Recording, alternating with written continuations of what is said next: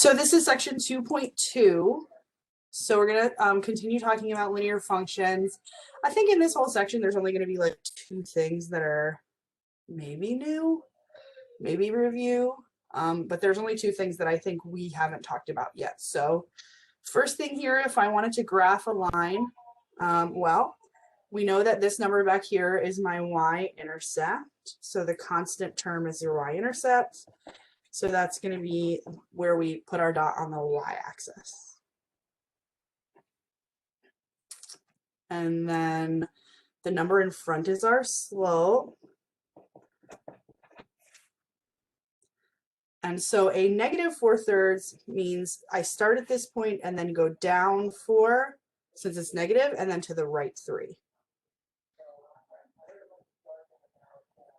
So in more, you only need those 2 points.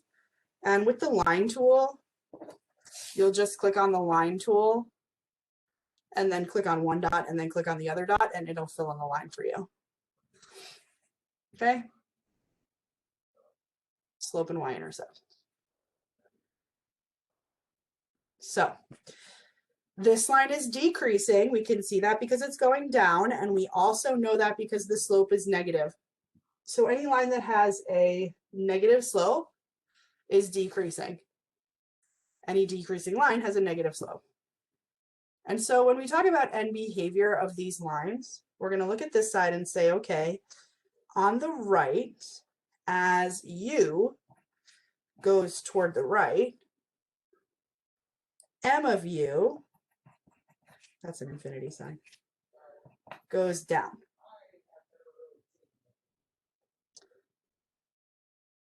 And on the left, as u goes to the left, m of u goes up.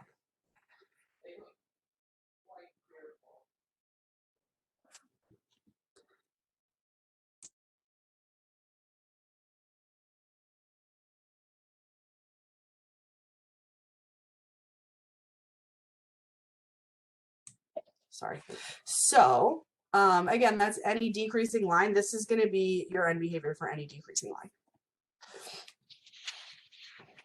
Okay. So one of the two new things is the idea here of horizontal and vertical lines. So if you have just the y or just your function notation, then that means that your line is horizontal.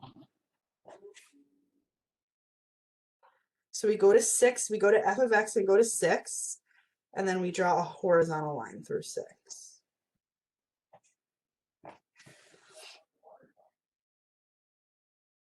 Now, a quick note that the slope of a horizontal line is 0, because if we think of slope as rise over run, this has no rise. Its rise would be 0, and 0 in the numerator with any number in the denominator is always 0.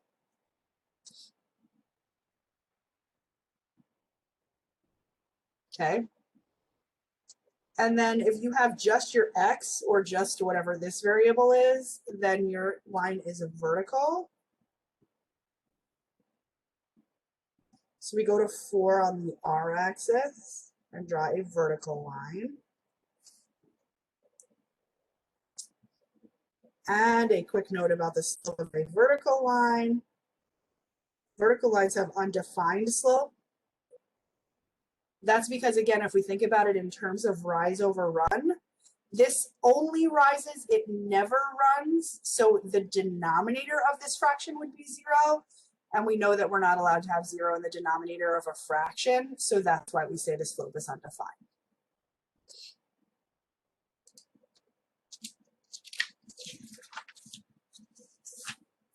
So then the other thing that I think might be new to this section for us is the relationships of parallel and perpendicular lines. So we know that parallel lines are lines that never cross. And so then since they never cross, that means they must be rising and running at the same rate. So that means that parallel lines have equal slopes. So if you know that L has a slope of 2, then any line parallel to L also has to have a slope of 2. So any line parallel has the same slope. And then perpendicular lines have negative reciprocal slopes.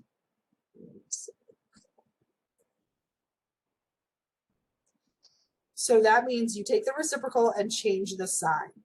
So if L has a slope of 2, any line perpendicular to L would have a slope of negative 1/2.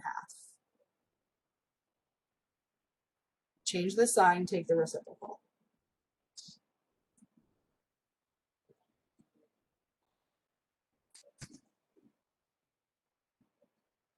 Okay? All right, back to stuff we know. So we know how to find intercepts. To find the x-intercept, we set y equal to 0 and solve. So I'm going to solve this by subtracting the 7, dividing the 9.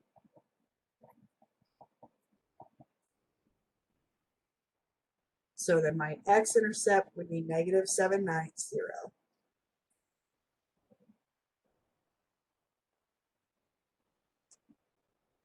And then we know how to find the h of x-intercept. That's going to be where x equals 0.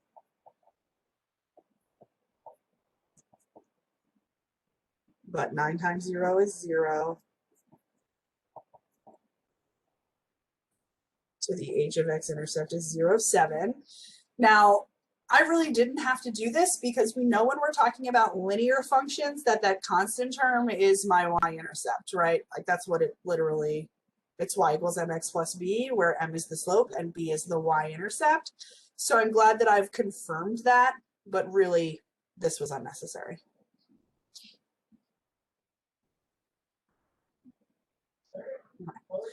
So h has a positive slope, which means that it is increasing. So h is increasing because the slope is positive. So it would be decreasing if the slope was negative, but this one is increasing because the slope is positive. And then any linear function that is increasing, the end behavior is that as x, goes to the right, h of x goes up, and as x goes to the left, h of x goes down. So when I put these notes together, I made sure to give you an example both of an increasing, like the end behavior of an increasing line and the end behavior of a decreasing line, so that we made sure that we looked at both of those. Okay?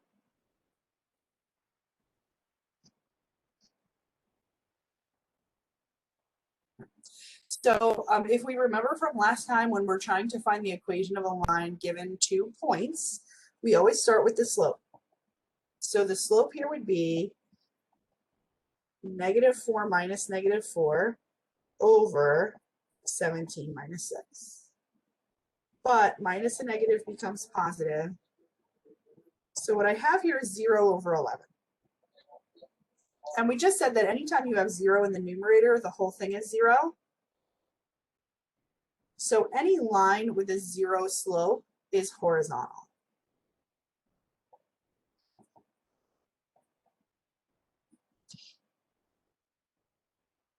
And so for the horizontal line, that's when you use your function notation. So this would be g of a, right? Because it says g of a. And then you're going to say that that equals, see how we have the same y value here? So that's what it equals. G of a equals -4.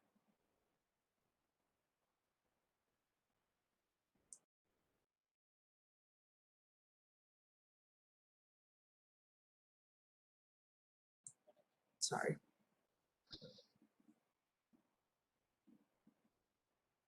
Okay. So Now I know that we did like 2 examples exactly like this last week, but let's do another one. If they give you function notation, that is really just their way of giving you 2 points. So 13, -3, and -7, 13.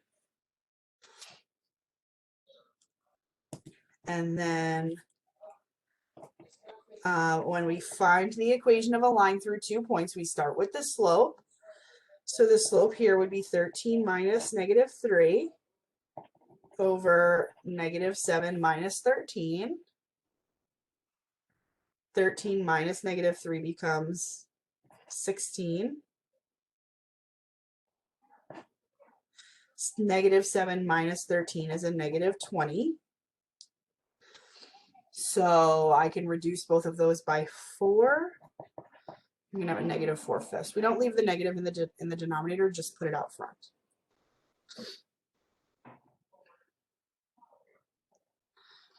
And then once we have the slope, we take the slope at a point and we plug in to point slope. So remember, point slope is y minus 13 equals -4/5 x, nope, y plus 3 equals -4/5 x minus 13. Almost put my x and y in backwards.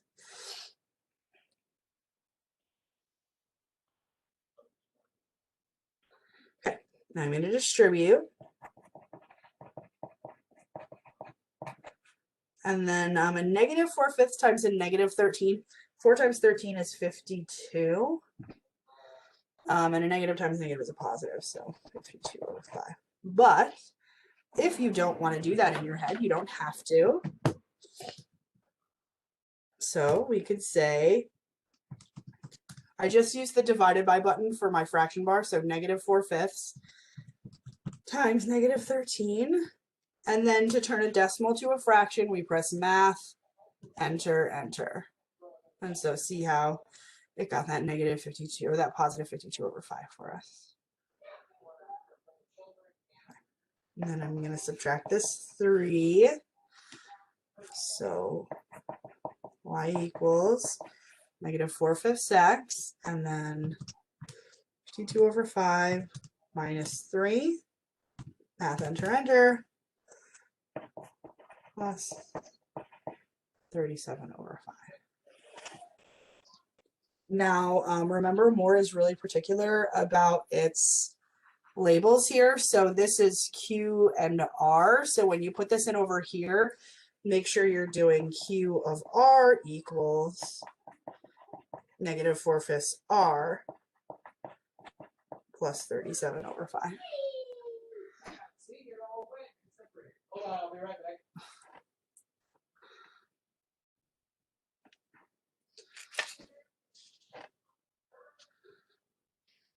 Okay. So yeah, we definitely did at least 2 of those last time. So and then last but not least, now here, again, this is just their way of writing a point. So the point here is -2, -19. And if the line that I'm trying to write is parallel to this line, then it means it has the same slope. Now, had they said perpendicular, I would have taken this slope and taken the reciprocal and negated it. So if I was looking for a perpendicular line, my slope would be -10/19. But if I'm looking for a parallel line, then my slope is the same as the slope. Okay? And then once you have the slope and a point, you're right here. So you jump right to point slope. So this would be y plus 19 equals 19/10 x plus 2.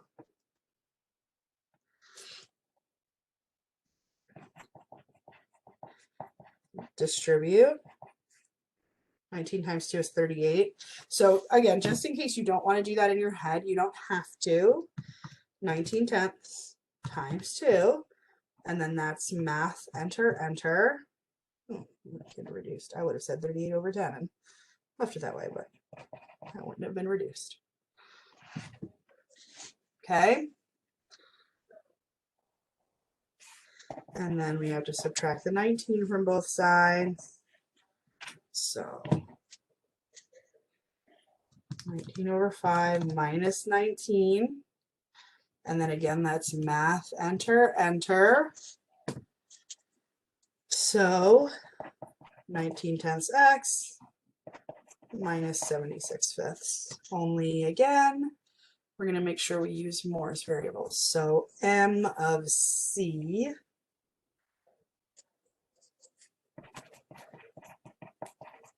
(19 tenths c) minus 76 over 5.